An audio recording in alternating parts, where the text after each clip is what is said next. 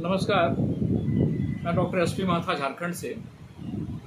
आज हम लिकोरिया पर बात करते हैं और उसका इलेक्ट्रो होम्योपैथ में क्या ट्रीटमेंट होना चाहिए या लिकोरिया जैसी बीमारी का इलेक्ट्रो होम्योपैथिक मेडिसिन में किस प्रकार का उपचार है। देखिए, लिकोरिया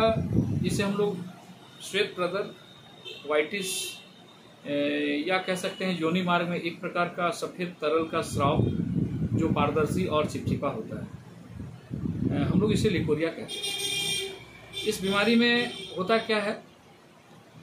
वेजाइनल मार्ग से वाइट डिस्चार्ज, वाइट कलर के लिक्विड का सिक्रेशन होता है जो कहीं ना कहीं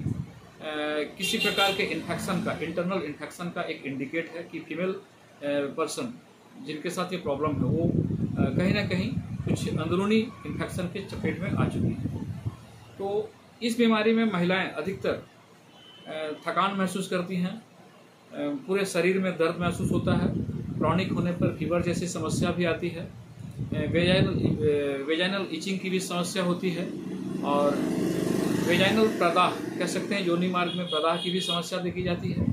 तो बहुत ऐसे कारण हैं जो इस बीमारी को एक कष्टदायक बीमारी के रूप में महिलाओं के लिए इससे साबित किया जाता है कि अगर ज़्यादा दिन तक ये बीमारी किसी पेशेंट के साथ रहा तो पेशेंट काफ़ी कमज़ोर हो जाती है और अंततः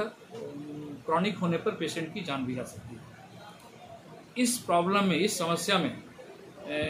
डिस्चार्ज का जो वाइट डिस्चार्ज का जो कलर है, कभी कभी सफ़ेद रंग का, कभी पीले, कभी ब्राउन कलर के, कभी हरे रंग का भी डिस्चार्ज होता है, कभी रेडिश डिस्चार्ज के रूप में भी देखा जाता है। इसका क्वांटिटी भी वेरिएबल करता है,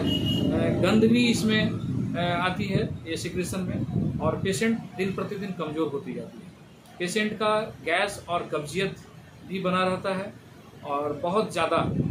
वो अपने आप को काफ़ी देर तक किसी एक काम में व्यस्त नहीं रख पाती है, थकान काफ़ी ज़्यादा होता है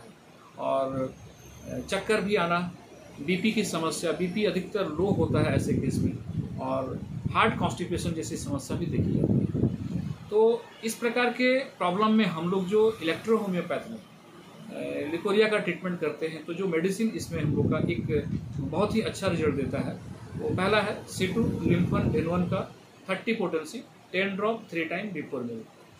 दूसरा एक दवा देंगे S5F1 भरवन वाई, इसका भी 30 potency 10 drop 3 time before meal. और तीसरा एक मेडिसिन एस्टन सीटन भर्टू का D3 में 10 बूंद 3 बार खाना और नाश्ता के बाद थोड़ा गर्म पानी के साथ। कब्जियत अगर ज़्यादा रहा तो पेशेंट को सोते वक्त एस्ला सीटन भर्टू का D3 में गर्म पानी के साथ एक खुराक डेली सोते वक्त देना जरूरी है। इस प्रकार की बीमारी में पेशेंट को थोड़ा परहेज करना है, जैसे खट्टे भोजन से परहेज करना है, बासी भोजन नहीं खाना है, इन्फेक्शियस फूड नहीं चलेगा। कह सकते हैं कि अगर पानी भी अगर इन्फेक्शियस है तो पानी, स्वच्छ पानी का भी यूज करना है। पेशेंट को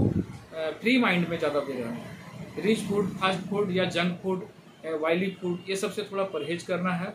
लाइफस्टाइल पेशेंट को अपने अनुसार